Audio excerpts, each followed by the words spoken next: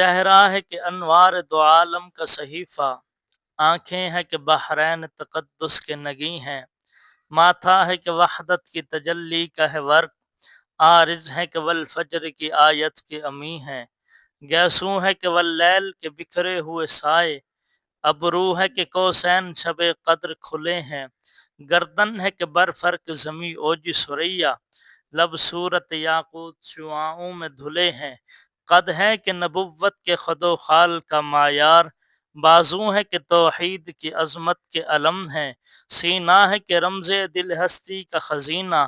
پلکیں ہیں کہ الفاظ رخ لوح قلم ہیں، باتیں ہیں کہ طوبہ کی چٹکتی ہوئی کلیاں، لہجہ ہے کہ یزداں کی زباں بول رہی ہے، خطبے ہیں کہ ساون کے امنڈتے ہوئے بادل، قراءت ہے کہ اسرار جہاں کھول رہی ہے،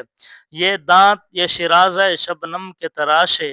جیسے یاقوت کی وادی میں دمکتے ہوئے ہیرے، شرمندہ تاب لب دندان پیمبر، حرف بسنا خانی خامہ بصریریں، یہ موج تبسم ہے کہ رنگوں کی دھنک ہے،